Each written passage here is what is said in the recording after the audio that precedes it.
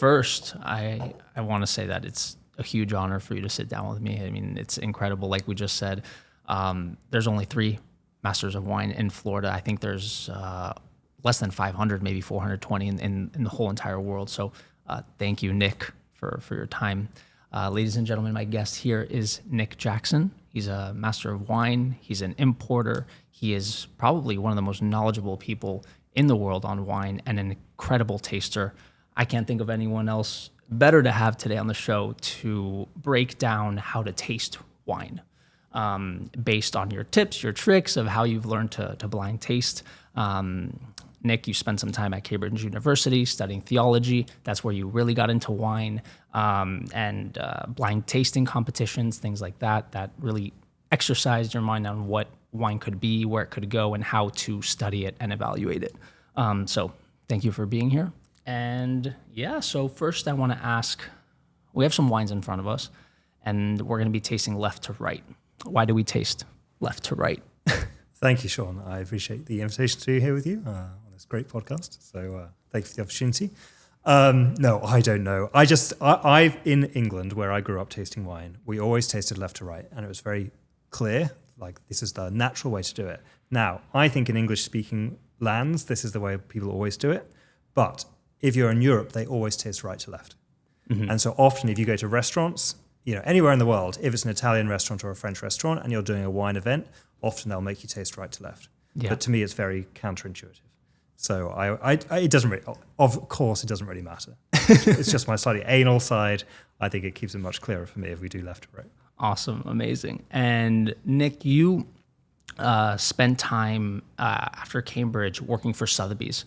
You really excelled there. You ended up being a buyer focusing on Burgundy and Bordeaux. Is that correct? You were focusing on those? Yeah, so Sotheby's is well known for being an auction house, an art auction house. But in the wine department, we sold wine at auction, yes, but we also had a retail business, which when I started there back in 2011 was quite new at that point.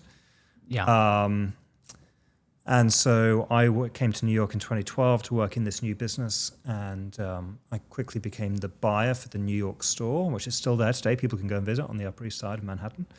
And yes, we sold fine wine, we sold the good stuff. We're all fine wine people at heart, like you were saying. I mean, if you want to drink anything, it's fine wine. Right. And really, really admire that. And then some crazy thing came into your head of being like, maybe I want to try being a master of wine. When did that decision come into your mind? Is that something you always I think like most for? things, it was just a process. Mm-hmm. The preliminary qualifications to the Master of Wine are often, not always, but often what we call the WSET, the Wine and Spirits Education Trust, which is a series of graduated exams getting progressively more difficult. Once I'd finished the last one of those, which is called the diploma, the MW is a sort of logical next step. If you're that sort of slightly academic sort of mindset where you want to keep on studying, really almost just for the sake of study, of knowledge. Yeah. Would it be like a PhD in wine? Would you call it that or no? Kind of. I mean, yes, in the sense there's a lot of individual study. It's not a taught course, right? So It's all relies on your own motivation to get up each day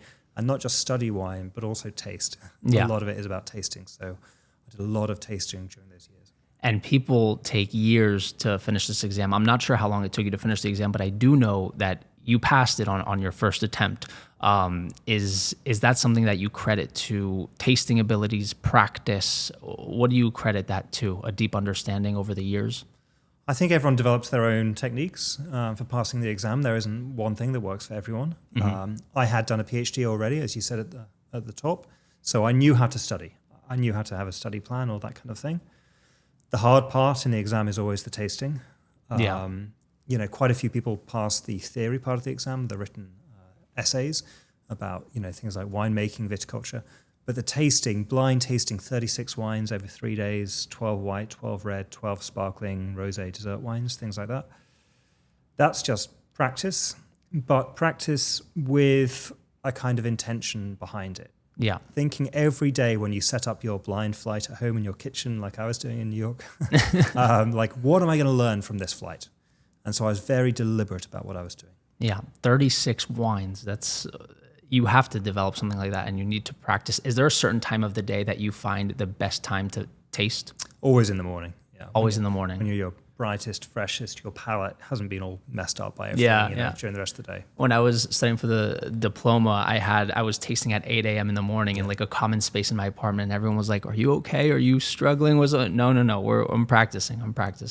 But that's it. That's incredible. So the morning, you heard that. The morning is when you want to be tasting, when you're practicing, when the palate's nice and ready. Is there a certain wine that you're really into right now? Well, I mean, I'm always into Burgundy. This is a sort of cliche among wine dorks like us, but Burgundy is really interesting. It's a very expensive wine, but these are the greatest Chardonnays and Pinot Noirs anywhere. We'll taste one of them in just a sec. Yeah.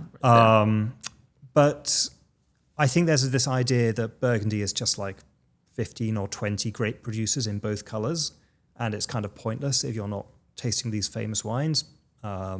Because famously, Burgundy is a region where you have to be a very good winemaker. Yeah. And it's a region where there's still a lot of bad winemaking, honestly. Mm-hmm. But I think the really exciting thing about Burgundy is there's so much change in the region that people are conveying their estates from father to son. And, maybe the new generation has got a new approach to winemaking, a totally different attitude. Many people are going sort of organic or biodynamic things that their parents' generation would never have thought about. Yeah. So Burgundy is not a static thing. I'm excited to taste it. And like you said, I think of Burgundy sort of as like, there's this tip, right, where everything can come in perfect balance and you can find the greatest wine in the world, but it's easy to fall into really, like you said, there's poor wines and there's incredible wines. But thank you for bringing one today. Very excited to taste the Pommard. And then I also wanted to ask you, you wrote a very, very special book, a book that a former colleague of mine at Wine Spectator, James Molesworth, said, Beyond Flavour, which you have right there. Just show it so people can see it. You wrote Beyond Flavour. The first edition was published in 2021. Is that correct? 2020, right? Okay. Just when COVID started. It was January 2020. January 2020. And this book, James Molesworth, who is a critic at Wine Spectator, said it's quietly the best wine book to come out in recent memory. When I spoke to you about this, you didn't even know that he had read the book. It was a great review about the book. And what made you want to write this? Writing a book isn't easy, I think. And I'm a writer, so that's... Well, I think I'm not a writer. Mm-hmm. I'm not an author. I'm not a journalist. But I had something to say. A lot of books get written that don't need to be written. There is nothing new in them. Mm-hmm. I wanted not to write in general about tasting or my experience of doing the MW. I wanted to write about the way that I tasted because it was different from the way that I knew that anyone else tasted. And it was also different from the way I'd been taught.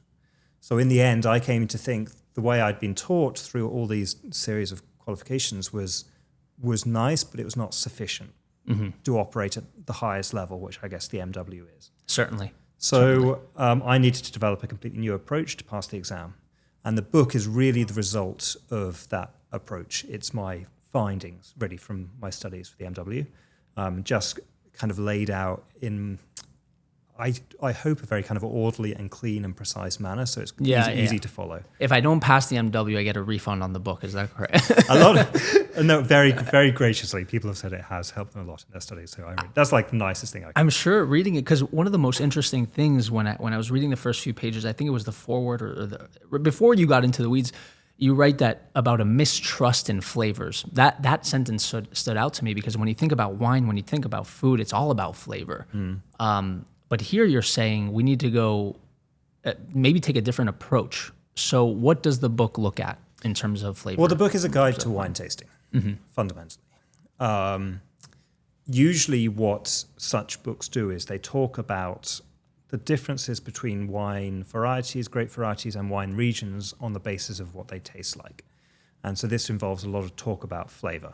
One wine might, for instance, in red wine territory, one wine might taste of black currant, another one might taste of black pepper, another one might taste green and leafy, all this kind of stuff. This is like standard stuff in the industry, right? But in the end, when I was sitting there at my kitchen table, like tasting big red wines in preparation for the exam, I found that whatever the variety or whatever the region, there could be a lot of overlap in the flavor profiles of these wines. Like you could have multiple showing, forest cherry Yeah. or strawberry or Right. raspberry. Yeah. I mean, and that's before we even have a philosophical discussion about how do you know that your forest cherry is the same as mine, right? Yeah. Are we even talking about the same thing here? So I wanted something a bit more grounded, something a bit more reliable. And in the end, I really started focusing on this idea of structure. So this is a sort of, it's a bit of a kind of tricky concept to wrap your head around to begin with, but let's start with red wine. So we know in red wine, a key component of red wine is tannins. Tannins are this drying sensation in your mouth. Yeah. Most especially you see that in big red wines, powerful red wines, but also in lighter ones, just to a lesser Like extent. when you swish it around. When you swish it, it feels like your gums are drying out. Yeah. So that's called tannins. So what I realized was that for each major red variety, how those tannins feel in your mouth, where you feel them, the texture that they have, how powerful they are, it's slightly different for every variety. And what was so interesting is tannins, you focus on red wine structure, correct? Are tannins found in white wines or no? Well, that's an interesting question. To a far lesser extent, they can. But because they're not so important in white wine, I chose not to focus on those in white wines, but instead to focus on something which is a lot more prominent in whites than in reds, which is acidity, freshness. Yeah. Okay. So with whites, you're looking at acidity. With reds, you're looking at tannin. And these are just stamps that don't change with the variety. Like if I look at the location of tannins, like you write in the structure, you're saying that the location of tannins for Sangiovese and Chianti Classico would be the same in most, or if not all. Is that the idea? Yeah. Basically, my claim is, so I have three, in the case of tannins, I have three things. I have how powerful they are, which can change because it's sort of affected by how much extraction the winemaker does or how warm the climate is. But generally speaking, we can say that Cabernet Sauvignon has more tannins, more powerful tannins than Pinot Noir does, Okay. which is a lighter bodied variety. So that's a kind of a big picture thing. And then I started talking about the texture of the tannins, what they feel like. Are they velvety or silky or grainy or sandy? These kind of adjectives which help you recognize that the texture of those tannins can also change variety to variety. Okay. But then perhaps the thing you're talking about, which is perhaps the most important one, is where in your mouth do you feel that drying sensation most strongly? So it's your physical location in your mouth after you've spat out the wine or swallowed the wine where you continue to feel that sensation. Got it. And that was the part that for me doesn't change depending on the location or the climate or the winemaking style. That's incredible. That's a huge, when you're blind tasting or when you're just tasting wine in general and finding your next favorite wine or finding things that you enjoy about a wine, it's sort of a way to identify that, really. Yeah, it's And don't worry, we'll get into it. Don't worry, we'll drink the wines. It's a sort of conceptualization. It's almost like an X-ray of the wine. Like what does it look like under the skin? Okay, an X-ray of the wine. And then for acidity, so tannins you're looking at where is it, and for acidity you're looking at shape.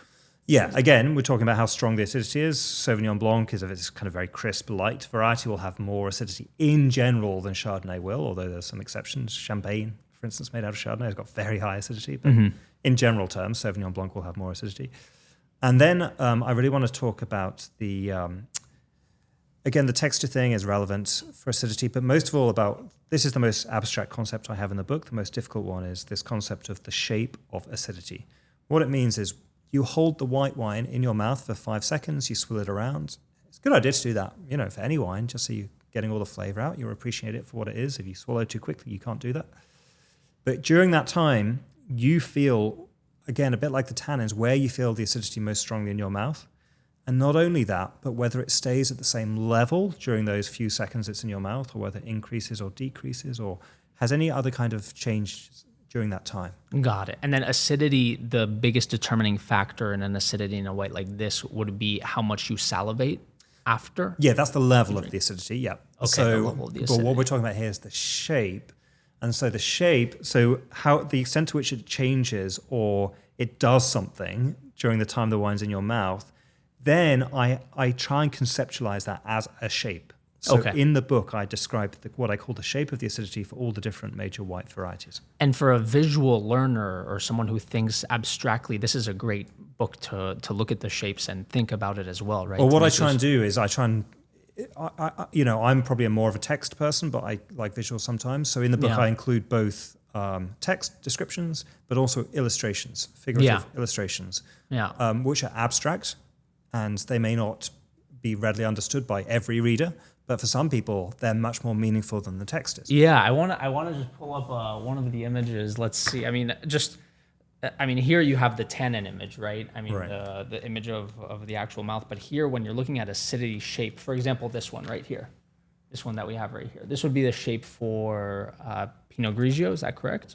Or Well, that's the Chardonnay shape, but it also Chardonnay applies shape. to a bunch of Italian whites. Yeah. Okay, so you can use the same shape of Definitely. for different grapes. Like for instance, when it comes to tannins, the location of the tannins in your mouth, there's only so many And locations. Right? you can have 300 locations. But what you do is you combine it with the texture and the level Okay, to come up with an understanding about the wine. got it. Okay, and let's dive into these wines. They're looking really good, and I'm thirsty. So let's start with left to right. Yep. Right, like you were saying.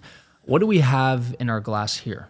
So all three of these wines are wines I use in my business. They're wines I import to the state of Florida and I sell to restaurants and retailers in Florida. Okay.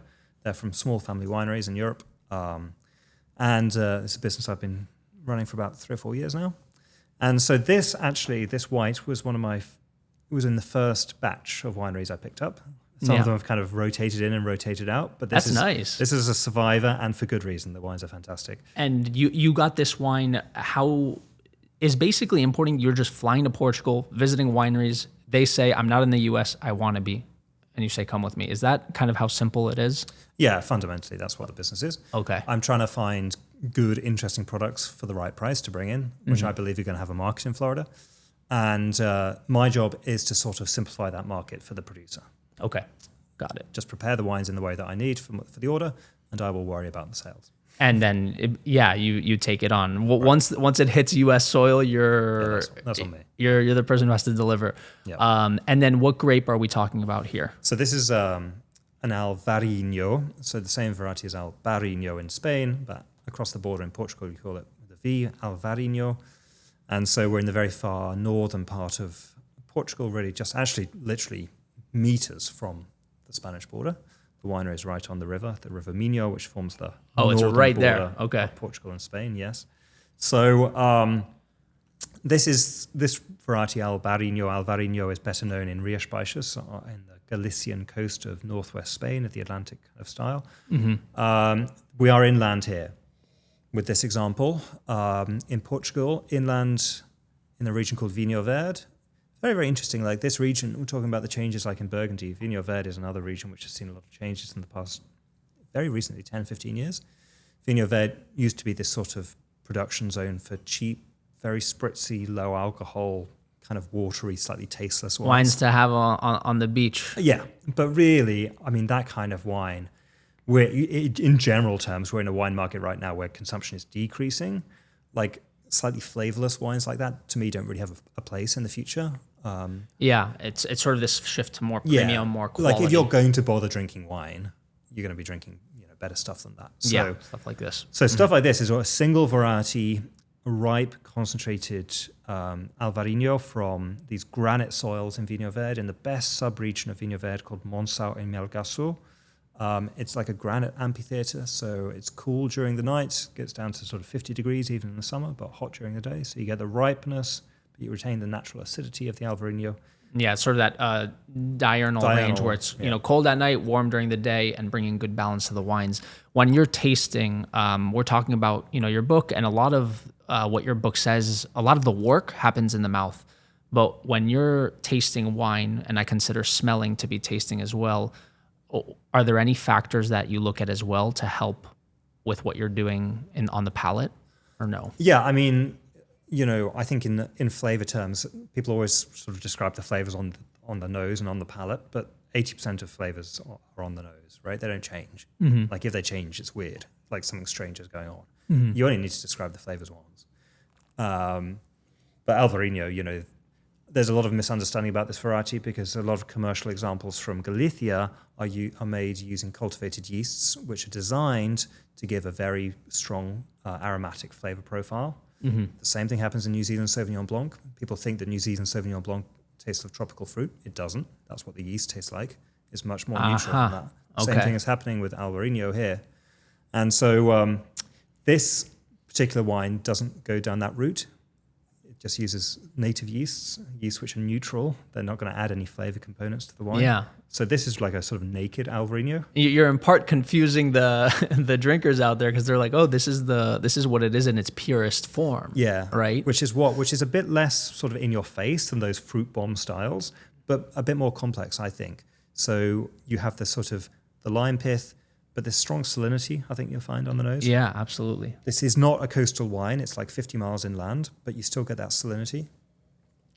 And the salinity, it's really interesting when we talk about salinity in a wine, and when you're tasting wine, is salinity sort of that Atlantic coastal influence from the ocean? Or or is it from the soils? It does seem to, many coastal wines are salty, which is quite interesting, but many inland wines are also salty. Yeah, So, yeah, that's true. Like this is an example of that. So I think it's just a combination of the variety, of the terroir, of the winemaking. Awesome. And then, so when we taste this, take me through how you're tasting the wine. So how long is it on the palate? What shape are we talking about here, so I can kind of conceptualize it as well? Well, again, just keep the wine in your mouth for 5 seconds and think about what the acidity is doing. Albarino seems to me to be quite a structured white variety. So we were talking about, does white have tannins? And the answer is not really, but it can have quite a powerful acid structure. And certainly Albarino is a variety with a powerful acid structure. And so here, what I get when I put the Albarino in my mouth immediately is it's kind of almost like a wall of acidity. It's very intense, very quickly. And then it sort of comes down quite quickly, and that's when you experience the fruit. And then at the end, just a few seconds later, that kind of wall comes back. Yeah. The wall, I feel like right on the tip of my tongue. That's what you're kind of saying. It's sort of a horizontal. So if my palate's here, the wall is starting here and then going towards the end, and then another wall in the back. Is that how it's okay? You don't get the acidity so much in the middle of the time that the wine spends in your mouth. But you get it at the beginning and the end. No, it's incredible just thinking about visually what it is, and then on the palate, like the tip of my tongue is like electric right now, electric, and then the middle is just, I don't know, this just flat piece of land in the middle of Texas, and then we're in Big Sur at the end. Incredible, yeah. And then so we have the shape in terms of level and in terms of type. Yeah. What are we talking about here? Well, I think Albarino has always got quite a good amount of acidity. Like high, you would say high? I'd say high acidity for Albarino. I think that's pretty uncontroversial. And then this one is interesting because it spends kind of extended times on the lees, on the yeast in the tank. So it's got a kind of creamy, richer texture, perhaps a bit more texture than you're thinking about usually in Albarino. But that helps balance out the acidity. Got it. So you've got this high, slightly brisk, sharp acidity on the one hand, but the lees in this particular wine is that's the balance. Yeah. But in general, I think, And what are lees? Lees are the fermentation yeasts. Okay. At the end of fermentation, they've done their job. But if you leave them in the fermentation tank, the stainless steel, they just sink to the bottom. And if you leave the liquid in contact with them, they add this sort of texture, creamy texture to the wine. Yeah, okay. So basically Albarino isn't a creamy wine. It's not like Chardonnay. Yeah. But you might want to add a little bit of that to balance out the native sort of brightness of the variety. Yeah, it sort of reduces the acidity a bit, or no? The perception of the acidity. The perception of the acidity of it. Okay. So, and then does this see any oak then? No. And let's say, okay, because you say, with the acid structure, the shape is going to be consistent. So if I have this Albarino and I make one with new French oak, for example, would the shape change, or would you still feel that wall to wall? I think you'd still fill the wall to wall, but then you'd be adding other components to the wine as well. Yeah. A lot of others, which are quite technical, but like oak is an oxidative aging vessel. Yeah. It's got pores in it, which means a little bit of oxygen gets in, not very much, but a little bit. Stainless steel, nothing gets in. Yeah. So stainless steel wines are very bright and fresh, whereas any wine that's been aged in oak is a bit soft around the edges. Mm-hmm. That's the softening effects. And then, of course, you can also get tannins from the oak, which is more prominent and more obvious in red wines, which have been aged in oak. Got it. But they can even add a little structure to white wine as well. And then what would you say is the trickiest white wine to do this exercise with? Are there two white wine grapes that you find you mess up on a lot? Not mess up on, but it's tough to identify. I mean, thank God after I pass the exam, I don't have to do blind tasting anymore. Yeah. But like for instance, this wine, the Alvarinho, people are always confused with Grüne Veltliner from Austria. But again, I personally don't actually find them anything alike. But obviously, it's a what people call a classic confusion. But if you just look at the shape of the acidity, it's totally different. So Grüne Veltliner got this kind of what I call like this roller coaster shape. So it goes up at the beginning very quickly, and then it comes down, and you think it's like disappeared, but then it goes up even higher than before at the end. Okay, so I see why that would be similar to a wall to wall. Yeah. Here, you're sort of the ending wall is much higher, but okay. But it's also got a different type of acidity, which is it's very sort of vibrant, reverberant, tangy in the mouth. Mm-hmm. Whereas here, we're more on one plane with the type of acidity in Alvarinho. Got it. And then when you're tasting, you said hold it on your palate for 5 seconds. I see some people do this when they taste, right? They're pulling air in. I don't know if you do this or not, but why do people do that? Yeah, I've tried, but it doesn't end well. So I don't do it. But no, it's just to draw oxygen over the wine, so it just pulls out the flavors a bit more. Yeah. But for someone like me who's not so focused on flavors, it matters. Got it. Yeah. And another thing is, we're in the business and we spit a lot of wine because we're in front of a lot of wines. But to fully do this exercise, is it true that you can't spit because you need to feel the lasting effects? No, Correct. I disagree with that because I think you get the finish of the wine whether you spit or whether you swallow. Okay. So when we get onto the red wines, the finish is really important because it tells you where the tannins are and what they're like and stuff like that. Yeah. And so if you're doing a structure-focused approach, then the finish of the wine is very important in reds. Interesting. Okay, so without spitting, you can still get the finish. Yeah, absolutely. On the absolutely. Maybe not as enjoyable, but it's you can definitely get the whole effect. Well, I think one of the things that people don't really understand about wine geeks like us is that for us, it's like the fascination is the discovery. Like we're just fascinated by what a wine tastes like, right? Yeah. So we don't even necessarily want to drink it, but if someone's opening a cool bottle over there at the bar or the restaurant, you're like, oh, just give me a sip. I just want to see what it's like. Very curious. I don't need to drink a glass. I just want to see what it's like. Because I feel like tasting is memory, right? And even if you get to taste one sip of something, it's on your palate for a long time. Yeah. I mean, you can probably taste something here and back in your Cambridge days of tasting, you taste it again and it reminds you to that period. I really do believe we don't forget wines. I know people who write down every single wine they've had in a notebook and all that, but I'm the type of person that doesn't write it down, but I do remember. And I think that's for a lot of us as well. I do want to move to the red here because I do love Burgundy Pinot Noir as well. And I know you brought a Pommard. So what is it that we have here? What is Pommard? So Pommard's a village. Burgundy more than any other region in Burgundy, east central France, like it's about 4 hours south of Paris, towards the Swiss border. It's what we used to call in the textbooks like a marginal climate, which means it's only just ripe enough to make these Pinot Noirs and Chardonnays ripe every year. It's only just warm enough.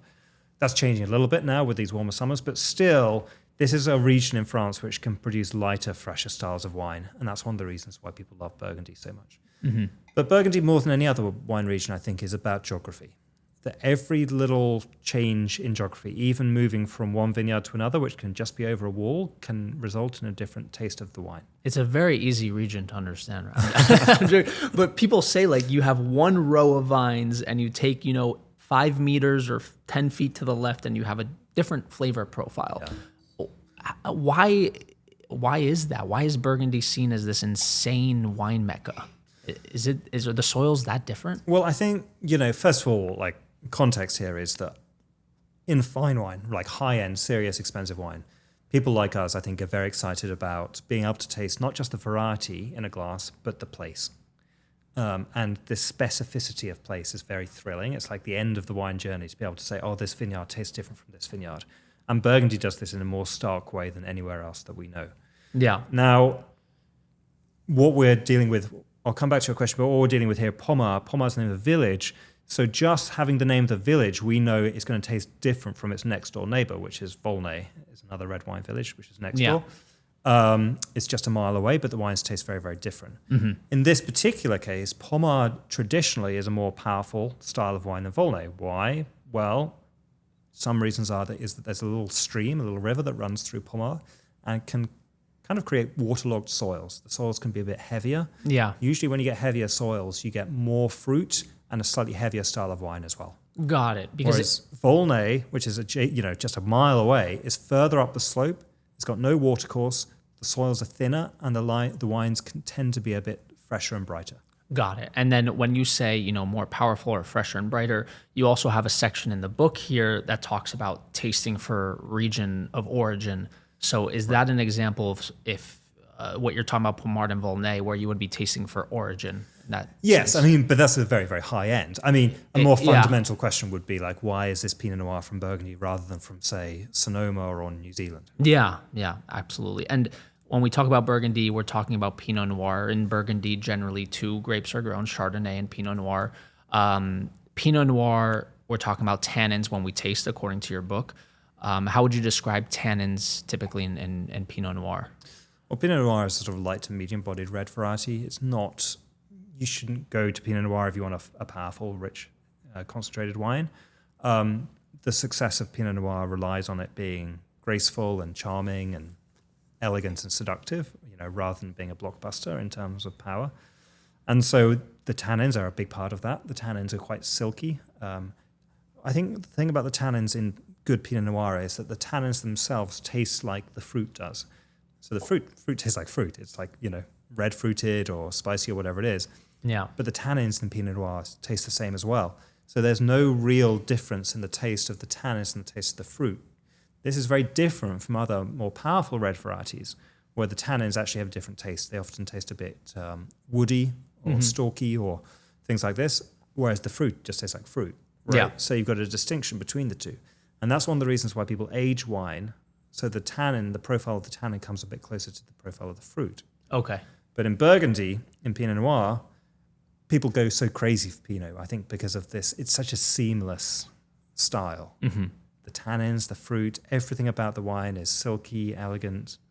Yeah, whereas the more powerful ones may be aged sort of like this, while Pinot Noir ages more like this because the tannins and the fruit are closer. And tannins, I just want for listeners, tannins are generally coming from the skin of the grapes. Is that correct? Everything comes from the skins of the grapes. Everything, okay. So the flavors, the tannins, and in white wines, we're talking about white wines. Are there tannins in white wines? Not really. But if you have any sort of structure, which is getting more and more fashionable now in white wines to have a bit of tannin, again, that will just come from very gentle, pressing, crushing of the grape skins. Like an orange wine? Would that that would be an extreme example of this. Yeah, or rosé. But even rosé, but even some white Burgundies, for instance, rather than just press the grapes quite gently, so you have this very clean, clear juice, you might want to crush them first, which is a more violent process.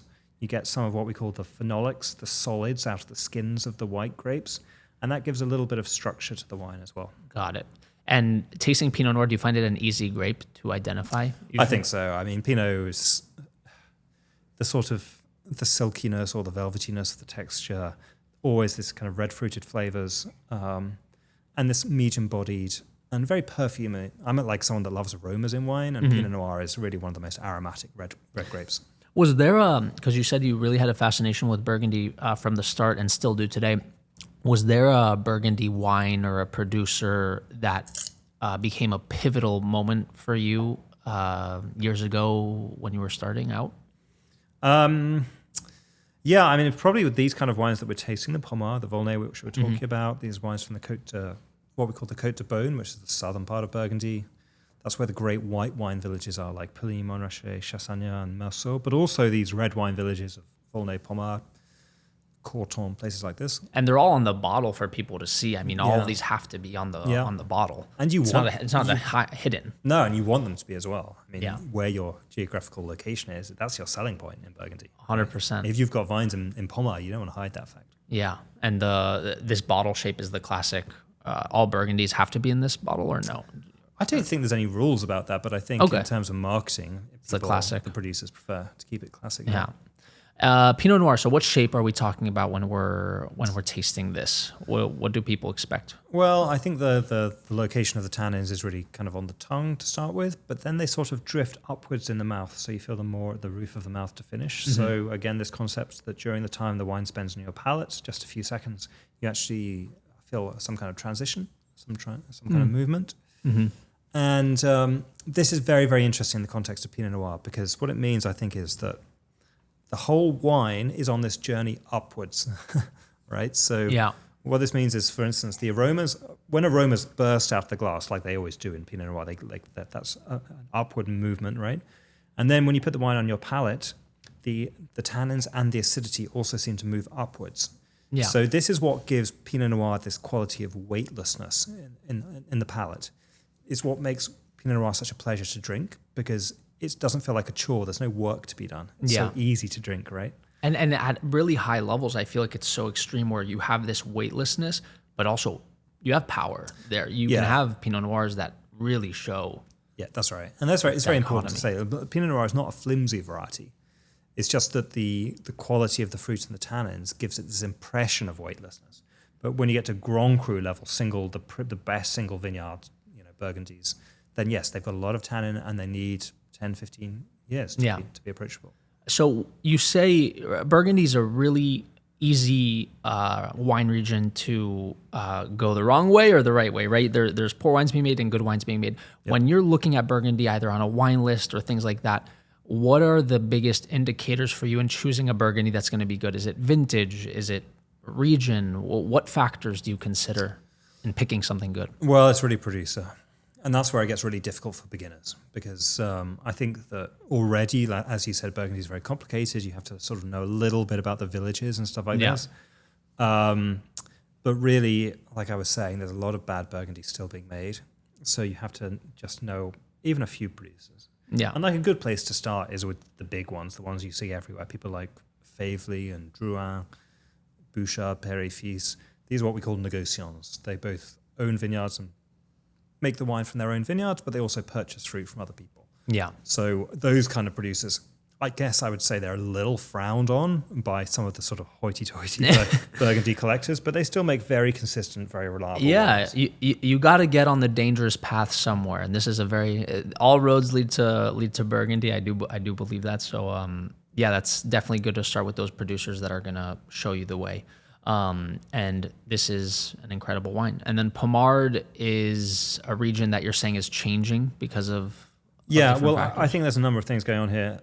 Pommard, each village in Burgundy has got a sort of a reputation for a style of wine that it makes. In the book, I go through them all. And Pommard's style, because of those, richer, heavier soils, traditionally makes quite a tannic, quite a more hefty style of Pinot Noir. Got it. Which is kind of strange, I guess, because people don't think about Burgundy as being like sort of heavy.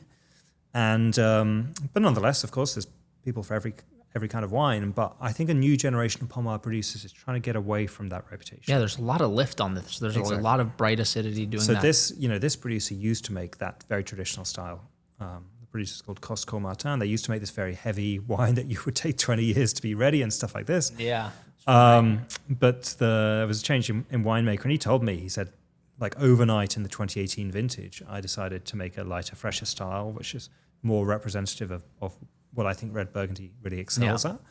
And so he said in one vintage, I went from being one of the last to pick to one of the earliest to pick, which means the grapes have got less sugar, which means they're lighter, fresher, they've got more acidity, more aromas. And then, of course, you ease off on what we call the extraction, when you try and get all the flavors and the fruit out of the skins of the... And it's sort of like this, you're tasting together and you're like, okay, I want to bring your wines to the US, and that's sort of how it goes. You're tasting different ones. Did someone recommend that you visit this winery, or was this sort of knocking on doors and seeing what could come up on it? I mean, there's a different way it happens for every winery I start working with. Yeah. Usually nothing is ever completely cold. Like I might have read something online, or someone might have told me, or something like this.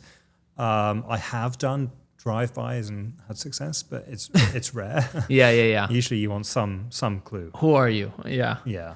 And the last wine I'm super excited to taste because it's a new, maybe it's not a new producer, but a new producer I've seen on the block here in Florida, thanks to you.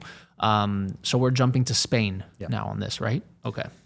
In fact, it is a new producer. The first vintage was 2018, and this is 2020. I was the first person to bring these wines to America, but they're going to be more widespread. So it's called Bidiona. It's a project by one of my fellow masters of wine, Andreas Kubak. That's how I knew about it. And this is a really interesting example of how things are changing. We were talked about how Alvarinho, from Vinho Verde region used to be a very light, simple kind of wine, and now it's much more concentrated. We were talking about how Pomar used to be heavy and tannic, and now it's fresher and lighter. And this is another example of Rioja.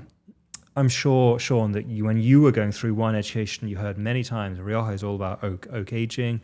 It has this whole hierarchy, but it's not based on, the vineyard or the quality of the village where the vineyard is located. It's based on how long the wine is aged in oak for. Yeah, the aging requirements that are all set there. And basically, the longer you age the wine for, the better the wine is, and the more money you can charge for the bottle. What we're really doing then is the very opposite of Burgundy. Burgundy, the geography is the most important thing. Here in Rioja, traditionally, we've been saying the winemaking is the most important thing. Yeah. To me, in 2025, that is incredibly outdated. Mm-hmm. No one wants to taste winemaking. We want to taste the place. Mm-hmm. Again, coming back, the end of all roads in fine wine is tasting place, specificity of location. The variety of Rioja is Tempranillo. You can make that variety anywhere in the world if you really wanted to. Yeah. But it's not going to taste like Rioja because it doesn't come from Rioja. Yeah, and tasting place is a very interesting subject and one that can be very confusing when someone hears, I'm tasting a place, this makes no sense. How do you define tasting place, or a word, is typicity a word that's also used for that, or no? Yeah. How do you define tasting place? So look, what defines the taste of a wine? The variety isn't the number one thing. Like we talked about, for the last half an hour, each variety has got its own identity. Fine. So that's going to be the most important thing. The second most important thing, in my opinion, dictating the taste of the wine is the climate in which it's grown. If you grow Chardonnay in Champagne, which is a very far northern region of France, it's very cool and fresh, so the wines are light and fresh. If you grow it in Napa Valley, it's a more Mediterranean climate, it's much warmer. You can have more alcohol, more sugars, more alcohol. So it's going to be richer, fatter, softer than Champagne is. Okay, simple. So that's climate. But then in addition, you have to layer on factors like altitude, how high the vines are. The higher they are, the cooler it is. The type of soil there is. Some soils are fantastic for making wine, like limestone in Rioja is unbelievable, but other soils are less interesting. You put all these factors together, and then you have a certain taste profile of the wine, meaning it can't come from anywhere else. Yeah. Now, if you do wine exams, like that's your job to figure out where that place is. But for the normal consumer, it doesn't really matter as much. But it means that when people see the word Rioja on a label, they have some concept of roughly what the wine's going to taste like. Exactly. And that could inform their next choices. Right. Because at the end of the day, you're looking at a shelf of a bunch of different wines, and you want the place to be the same flavor that you had when you last tried it. Consistency. Right. Exactly. And so if you have just decided to, and this is a conversation you can have about, for instance, natural wine, if you have a name of a variety or of a place on the front label and the contents of the bottle don't bear any resemblance to what you were accustomed to, then you may be dissatisfied. And you're kind of ruining it for everyone else, right? Because then if I taste a Malbec from Argentina that's just way off from what I'm used to, that's kind of questioning now. Yeah. What am I drinking? Am I going to be wrong again if I order this on a menu? It can have drastic effects for regions. Right? I mean, really. It's the marketing, the branding of not just winery by winery, but region by region. Yeah, and this is interesting because this comes from a place called Rioja Alavesa, right? So Rioja is a region in Spain, but what is Rioja Alavesa? Is this a certain part of Rioja? Well, let's just take one step back. We're talking about, brand, what people think when they see a brand, a region on the label. What do people think when they see Rioja on a label? I think they probably think oak, because the whole region for the last 100 years has branded itself around these oak aging requirements. So and that translating to taste would be like vanilla and vanilla, spice, smokiness, all this.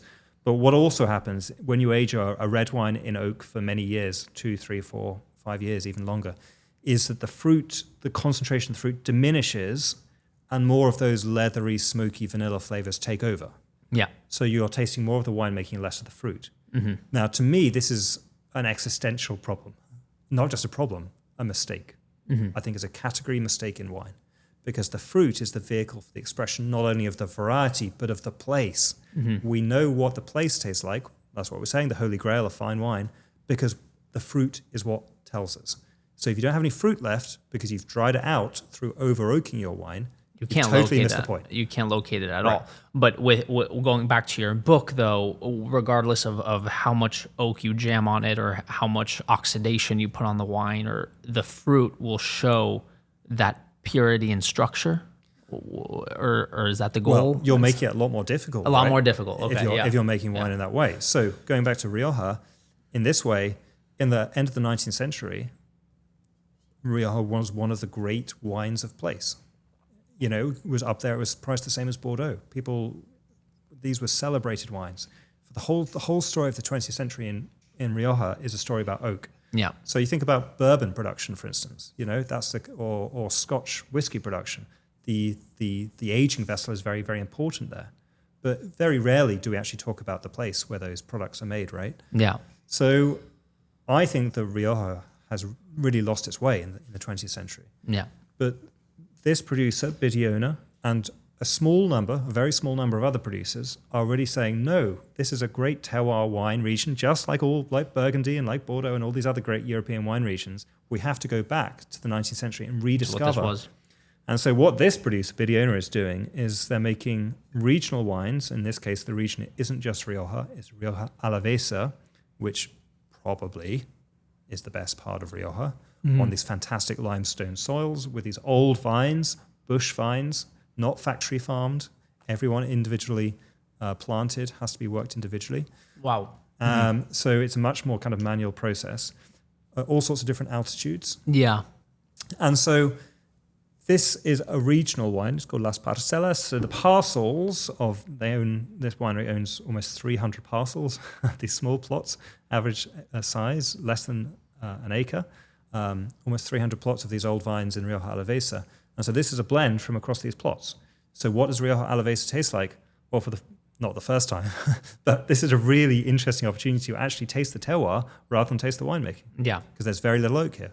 It's a super pure wine, and it's very different from what I'm used to, like you were saying. In terms of when you're tasting it, tell me about the tannins here, because I swish it around my mouth and I'm feeling that drying on the tannins.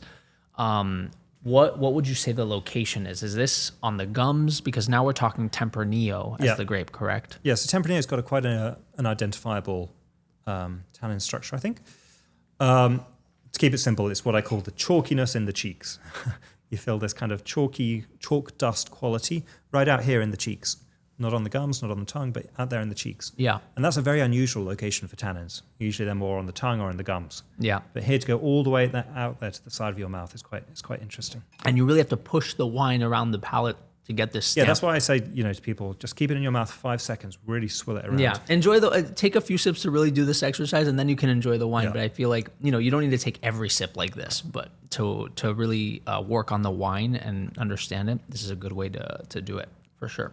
One thing I did want to talk about is one thing in the book is tasting for quality. There's this acronym that you put in there called TBLICA, or TBLICA. Yep.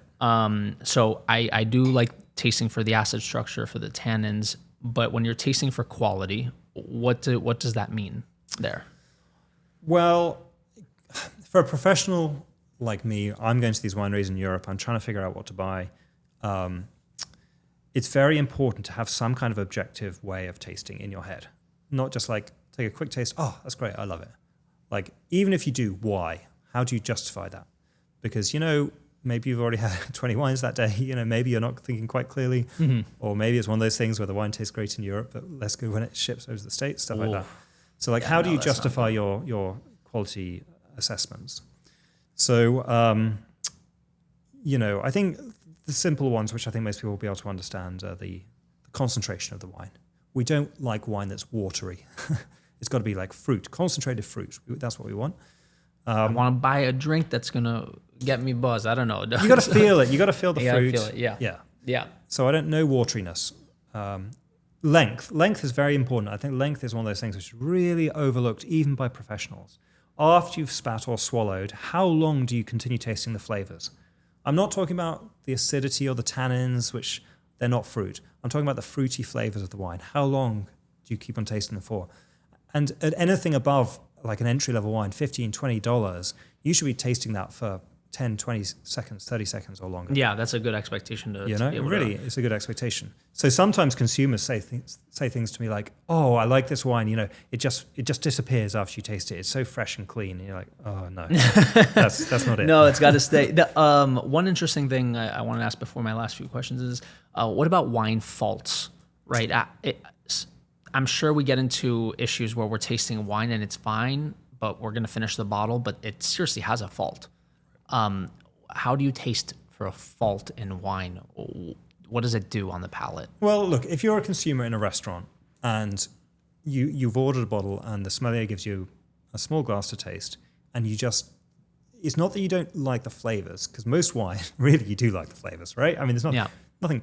The flavors of wine aren't so crazy and diverse that you're really going to hate sort of whether it's blueberry as opposed to blackberry. That's not really the point. The point is, if you think, man, this wine, I really feel like it shouldn't taste like that. At that point, you should ask for a second opinion from the sommelier. Say, have you tasted this? Is this correct for you? Yeah. So don't worry about too much about what's wrong with it, but you should be happy. Wine is always a pleasurable wine, a pleasurable drink to drink. Yeah. Yeah. And if it's not doing that, there's probably something wrong with it, right? So that's the first thing. Wine faults, gosh, it's a long conversation. Try and keep it simple. Corked wine, something which is misunderstood by consumers. It doesn't mean there's pieces of cork in the wine. It doesn't mean that the cork broke in two, nothing like that. It means that there's basically it's like a little kind of microbial spoilage in the wine. And the wine tastes like wet cardboard. Or just like a cork, honestly. Get some cardboard, get it soaked, give it a smell, and you'll know. Okay. So you should be tasting pure fruit in a wine, not cardboard or nonsense like that. Yeah. So that's the most common wine fault. There are many others, but that's the one. Someone said dog food. I don't get that. No. Yeah. Okay. Well, not talking about wine faults. One of the big questions I have is, so you do like opera, you like golf, you enjoy those things. I'm sure you taste wine before or after any of those events, but I did want to ask you your dream wine that you would consider an icon for you that you haven't tasted yet. What would it be? I'm very fortunate. I've tasted a lot of the world's most expensive wines. I know. I'm very blessed with the people I know. It's a nice thing about our industry, right? When people have got really great wines, they want to share it with other people that appreciate it, right? Yeah. They don't want to just sit at home and drink it by themselves. So that's a really nice thing about our industry, our world that we work in. But I mean, I don't know. I think I'd probably go for something old because I'll give you one wine. I've never tasted it. I'm just curious to taste it because it's meant to be a very interesting tasting wine. One of the first growth Bordeaux properties called Mouton Rothschild, one of the 5 best Cabernet wines from Bordeaux. Mouton Rothschild. Famously, this is the wine with the different artist label for every vintage. Yeah. And the first vintage, I'm not sure whether that's true, but in 1945, the year of the end of the war, they had a V for Victory label.